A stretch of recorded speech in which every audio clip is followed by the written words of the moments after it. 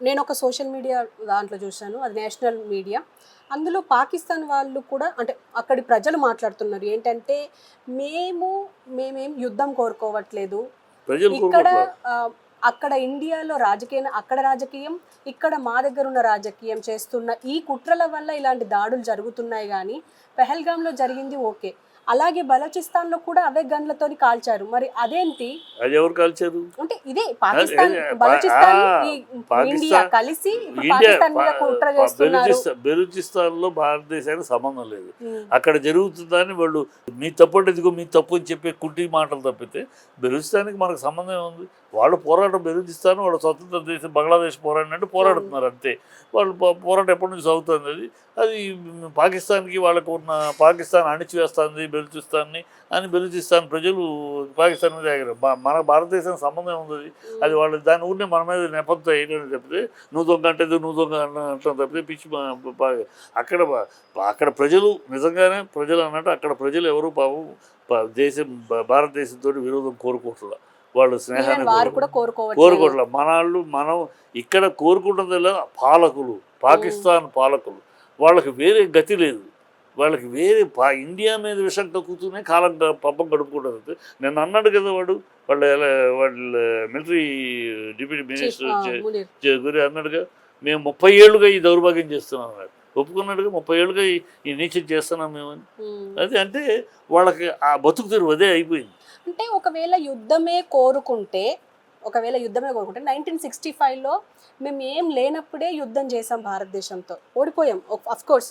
కానీ ఒకవేళ యుద్ధమే కోరుకుంటే ఇప్పుడు మేము కూడా బలమైన దాంతోనే ఉన్నాము, మా దగ్గర కూడా సైన్యం ఉంది ఈ పేపర్ అని చెప్పేసి అంటున్నారు. చిచి పాకిస్తాన్ ఎంత దాని బతుకు ఎంత దాని పేపర్ పులి మాటలు అంతే.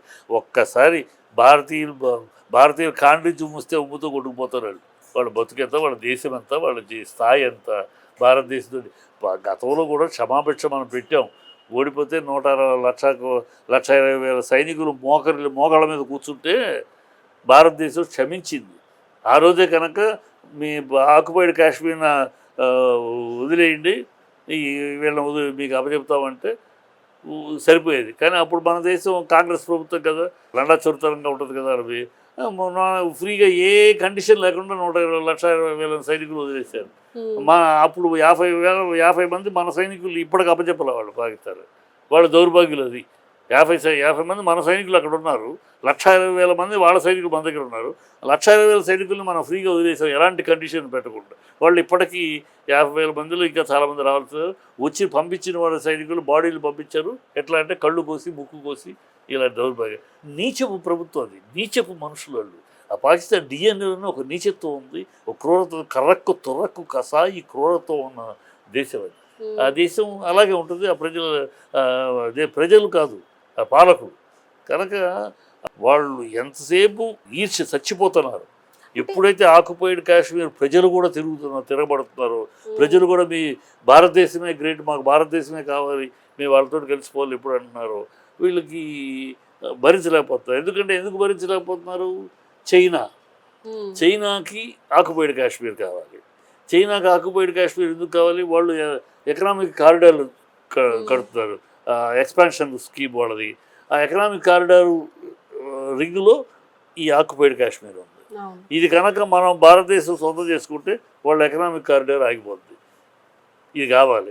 అందుకని వాడు పాకిస్తాన్ని సమర్థిస్తాడు, పాకిస్తాన్కి అప్పులు ఇస్తూ ఉంటాడు. ఈ పాకిస్తాన్ అడుక్కు తినే దేశం కదా, ఆ అప్పుల కోసం వాళ్ళ బోచెత్తి నీళ్ళు తాగుతూ వాళ్ళ కాళ్ళ దగ్గర పడి ఉంటుంది ఈ ప్రభుత్వం, పాకిస్తాన్ ప్రభుత్వం. ఇది జరుగుతున్నది. అంటే ఇప్పుడు మనమేమో తుమ్మితే పోయే దేశంతో ఇన్ని రోజుల నుంచి మనం యుద్ధం చేస్తున్నాం, పోరాడుతున్నాం అనేసి అంటున్నాం.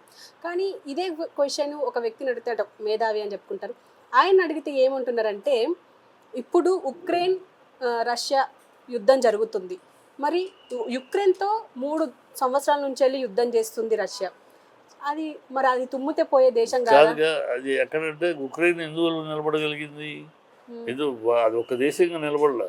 దానికి అమెరికా మొన్నటిదాకా అమెరికా అండ నిలబడింది, ఇంగ్లాండ్ నిలబడింది, బ్రిటిష్ గవర్నమెంట్ అనేక 7 రాష్ట్రాలు నిలబడ్డాయి, ఈ దేశాలు నిలబడబట్టి వాళ్ళు ఆయుధ సప్లై చేస్తున్నారు, తట్టుకోగలిగింది. దీనికి పాకిస్తాన్కి ఎవరు అండగా నిలబడి చేసేది లేదు. ఇవాళ అన్ని దేశాలు, ప్రపంచ దేశాలన్నీ కూడా మనం సమర్థిస్తున్నాయి. అవును. మీరు ఏ చర్య తీసుకున్నా మేము గట్టిగా నిలబడతామని అన్ని దేశాలు. ఎందుకంటే అది ఒక దుష్ట దేశం. ఉక్రెయిన్, పాకిస్తాన్ లాంటి చిల్లర దేశం కాదు అది. వాళ్ళ సరిహద్దు గొడవలు ఉన్నాయి, వాళ్ళ ఇతరత్ర గొడవలు ఉన్నాయి. ప్రజలు, వాళ్ళ పాలకులు ఇలాంటి నీచ నికృష్టులు కాదు. పాకిస్తాన్ లాంటి నీచ నికృష్టులు కాదు. పాకిస్తాన్ పాలకులు దౌర్భాగ్యులు. ఎందుకు పనికిరాని ఒక ఏదో మనుషులు వాళ్ళు. వాళ్ళ వాళ్ళ రక్తంలోనే, డిఎన్లోనే ఈ కరక తొరకు కషాయ దుర్మార్గ పాలన చెప్తే మరొకటి ఉండవు. వాళ్ళు లాగా కాదు ఉక్రెయిన్. అందువల్ల ఇతర దేశాలు కొన్ని నిలబడ్డాయి వాళ్ళకి. నిలబడి ఇక్కడ ఈ పాకిస్తాన్కి ఎవరు నిలబడరు, అందరూ ఒంటరి చేశారు. పాకిస్తాన్ నిలబడితే ఎవరయ్యా, ఒక చైనా నిలబడుతుంది. చైనా ఎందుకు నిలబడుతుంది? ఆక్యుపైడ్ కాశ్మీర్ ల్యాండ్ కోసం అని. అంటే ఇప్పుడు మనం తీసుకున్న చర్యలు ఏవైతే ఉన్నాయో ఆ చర్యలే కాకుండా, అంటే ఇప్పుడు వాటర్ ఆపేస్తారన్నారు, కానీ వాటర్ ఒక్కరోజు మాత్రమే ఆపారు. ఇంటర్నేషనల్ లా వల్ల మళ్ళీ వదిలేసింది భారతదేశం. అలాంటివి చాలా జరుగుతాయి. మాకు ఈ చర్యల వల్ల మాకు ఒరిగేది ఏం లేదు అని చెప్పేసి పాకిస్తాన్ వాళ్ళు అంటున్నారు. అలానకి ఏమంటుంది మా పాకిస్తాను? ఒకరోజు ఆపేది ఎవరు చెప్పారు? వాడు చెప్పుకుంటాడు. ఇది అన్ని అబద్ధాలే కదా. పాకిస్తాన్ నోరు తెరిస్తే అబద్ధం, నిజం ఏనాడు మాట్లాడుద్ది? ఏది ఏనాడు మాట్లాడదు. ఇవాళ రెడ్ హ్యాండెడ్గా దొరకబట్టి ఇది కూడా లేదు, మాకు సంబంధం లేదు, లోపాయికారి మోడీ వ్యతిరేకులు అని కూడా అంటారు, చేసుకుంటారు కూడా అంటారు. వాళ్ళు నోరు తెరిస్తే అబద్ధం తప్పితే వాళ్ళకి నీతిగా రీతిగా మాట్లాడే తెలియని దేశం కదా అది. ఒక రోగ్ కంట్రీ. అందుకని అన్నాను, it is a rogue country. It talks rogue, it speaks rogue, it behaves rogue. కనుక అది అంతే. ఇంకా ఎలాంటి చర్యలు తీసుకుంటే వాణిజ్యపరంగా తీసుకుంటున్నారమ్మా, దౌత్యపరంగా తీసుకుంటున్నారు, ఈ మిగతా ఇంటర్నేషనల్ బార్డర్స్ తీసుకుంటున్నారు. వీటికి తల ఒగ్గి మోకాళ్ళ మీదకి వస్తే ఆ దేశం బతికి బట్టగడుతుంది. లేకపోతే ప్రపంచ పటములో పాకిస్తాన్ అనేది లేకుండా పోతుంది. ఈ ఆక్యుపైడ్ కాశ్మీర్ మనం స్వాధీనం చేసుకునే రోజులు దగ్గరలోనే ఉన్నాయి. వాళ్ళు బుద్ధి తెచ్చుకుని ఇప్పటికైనా వాళ్ళ ప్రజల యొక్క ఆర్థిక పరిస్థితులు, వాళ్ళ అడుక్కు తినే పరిస్థితి నుంచి బయటపడాలి అనుకుంటే, వాళ్ళకి ఆ బుద్ధి జ్ఞానం ఉంటే పద్ధతికి వస్తారు, అన్నిటికీ దారికి వస్తారు. లేదంటే మాత్రం వాళ్ళ కర్మ ప్రపంచ పటంలో పాకిస్తాన్ అనేది లేకుండా పోతే అది చూస్తాం, మనమే చూస్తాం. ఆ రోజు దగ్గరలో ఉంది. వాళ్ళకి బుద్ధి లేదు, వాళ్ళ బుద్ధి రాదు వాళ్ళు. ఎందుకంటే ఎలుక తోక తెచ్చి ఏడాది ఉతికినా నలుపు నలిపే కానీ ఎరుపు కాదు అన్నట్టు, కుక్క తోక వంకర అన్నట్టు పాకిస్తాన్ పాలకుల బుద్ధి వంకర బుద్ధి అంతే. వాళ్ళు అలాగే వాళ్ళు చెప్పుతోటి కొట్టి ఒక దెబ్బకి ఒకసారి ఒక చెప్పుతోటి కొడితే సరిపోదాలి, చెప్పు తెగేదాకా కొడితే కానీ వాళ్ళు వినరు. మనం ఇంతవరకు ఒక చెప్పుతోటి కొట్టాము, వినరు. ఈ చెప్పు తెగేదాకా కొట్టించుకుంటే కానీ వాళ్ళకి దానికి రారు.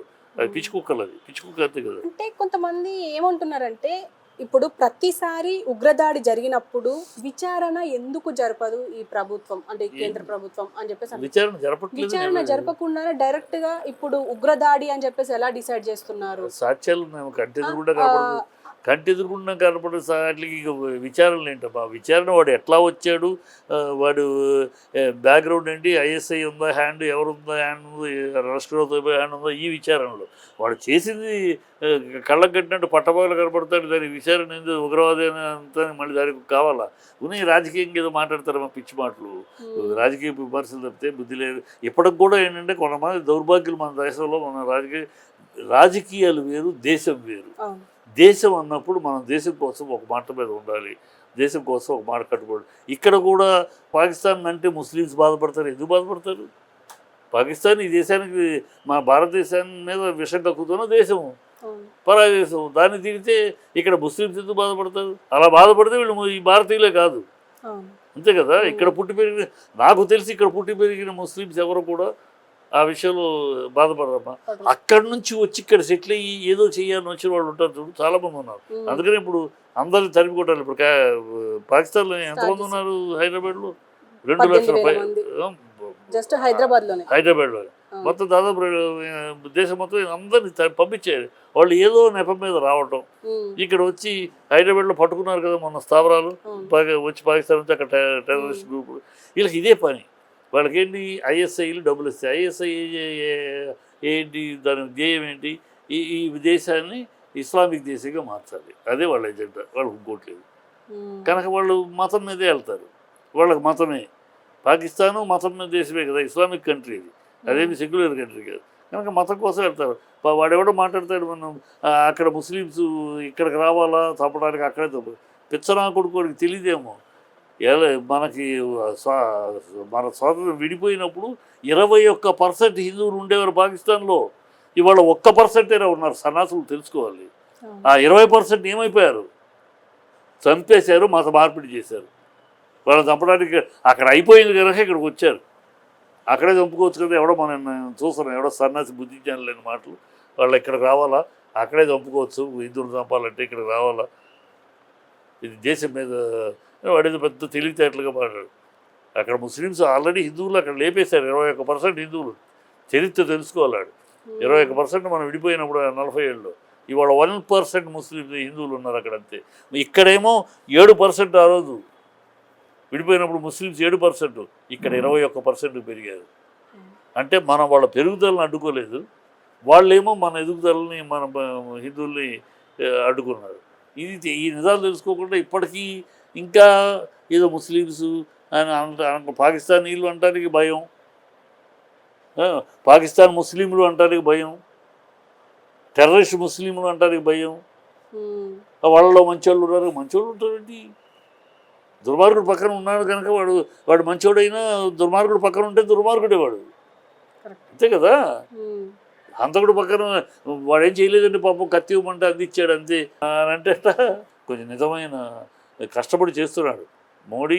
ఈ దేశం మోడీ చేతిలో ఉంది. ఇప్పుడే ఈ పరిస్థితిలో కనుక ఈ 370 ఆర్టికల్ ఏది మోడీ కాకుండా ఇంకో పిఎం అయితే ఈ పాకిస్తాన్కి అమ్మేసేవారు వీళ్ళు. ఈ పాకిస్తాన్ పొగుడతాడు కదా రాహుల్ గాంధీ. మోడీని లేపేస్తే మోడీని తప్పిస్తే కానీ మన ఇద్దరి మధ్య స్నేహం పెరగదు అని వీడు మణిశేఖర్ అయ్యర్ కాంగ్రెస్ నాయకుడిగా వాగింది.